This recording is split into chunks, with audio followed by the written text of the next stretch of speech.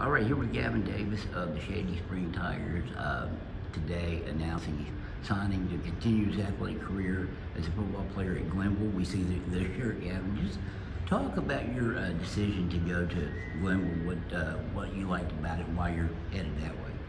I love everything about the program. The coaches, the athletic director, everything about the campus and everything. I'm just really I had a couple options in mind, and I really just leaned towards Glenville. Glenville just caught my eye, how the campus is laid out, and also having my major and everything. So I'm really just leaning towards there. And after seeing success with Bryson Pinardo going up there and everything, I felt like Glenville was the right place for me. When Bryson did go, he was here, I think, a couple of years ago.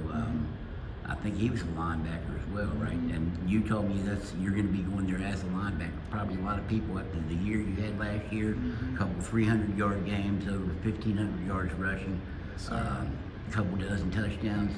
You are going to be playing. How much you'll be playing linebacker? How much did Pinardo help you make that decision?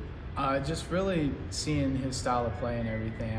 And he was a senior when I was a sophomore, and he really took me under his wing when I played with him his senior year and everything. And I saw everything he could do. He showed me the reins, and we just went on from there. And last season I was an outside linebacker and everything before they moved me to running back this year. But really just seeing his success really just pushed me. So you started 2 or 3 years here on defense anyway, before you had to break out your running back.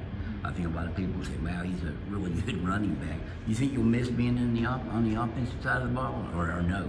I definitely will miss it, just running the ball and getting those yards for the offense. But I've always, ever since growing up, I've just always been that team player. I've told every single coach I've played with, like, wherever you need me, you put me, and that's what happened with Coach C this year. I just told him, I said, wherever you need me, you put me, and I'll do my very best to try to be successful for you. Were you shocked by the success you had in the backfield? I was very shocked. I shocked myself. I didn't know I could do the things that I did this season. And Coach C, he put his faith in me. He told me, I got it, no worries. Even if you screw up, you'll be just fine. And just took off from there. A lot of what the success that Shady's had the last 4 years pretty much has been on the basketball floor. You guys are off to in the midst of another good season, number 2 in the state. You recently got up to 10 in double figures as an average. How much football do you bring over to the court? Obviously, you can't tackle guys, but you probably feel like it sometimes. But you can't tackle guys on the football on the basketball court. How much football do you use in your basketball game? I just use my strength and just my I don't know how to word this. Just my energy. I've just been that enforcer on the court, and I told all my teammates, I'm not going to score for y'all. I'm not going between the legs, behind the back type of scoring, but I'll be there when you need me on the defensive side. On the offense, I'll be there to rebound for y'all, get y'all second points, and that's really how I've just brought the football into the basketball, is just being that enforcer and just being out there pushing bodies around. But you are scoring more this year. I mean, do you see that you have to do that more for this team? You lost 4 starters from last year's squad. You have to be more of a scorer this year? Yeah, for sure. Just stepping up and scoring. I mean, I've never really, like I tell everybody, they ask me if I had a choice between basketball and football, I always say football. And Coach Olson also knows this. I've told him straight up, I play basketball because it's fun. I play basketball because I love being around the team. But I don't play basketball just for scoring and to push up my stats. I play to be there for the team and do whatever they need to be successful. A team guy. Yes, sir. Will you miss basketball, you think? The fun aspect of it? Yeah, I'll for sure miss basketball. I'll miss it a lot, but mostly not really the basketball part, but just the team chemistry part, just being around those guys. And they're going to be very successful these next couple years. I have no doubt about it. And I'm going to miss every single one of them for sure. And as far as football goes, when did it become the sport you knew that that's what you wanted to do? Oh, really in sophomore year, my 10th grade year. I played my 8th grade year. Same year Bernardo took you under his wing. Oh yeah, I played my 8th grade year. Coming into my freshman year, that was when COVID hit, so my parents were a little lenient. They didn't want me to play that year. And then that sophomore year, they asked me if you want to play football, you can. I was like, I mean, I might as well. I love football. I mean, it's an awesome sport. And once I started playing, and I got not only Bryce and Bernardo's wing, but also Caleb Wicker and those guys, and even the coaches. They took me under their wing and they just told me, listen, we see what you got, we see what you can do, just prove it to us. And they threw me out there my sophomore year. I was a free safety, wide receiver, and ever since then I took football very, very serious. I got in the weight room after that season. I pushed my weight up from 175 to 195, and I was just thrown around everywhere, and I love it. I'll play anywhere. One thing people might not know about you, but I know that the newspaper did a really good story on you. You're diabetic. Yes, sir. And wear a pump during games. Yes, people sir. see patch on your arm. It's not a tattoo or anything. It's an insulin pump. How does that affect you as an athlete, or does it not? It really- or you not let it? It really doesn't affect me at all.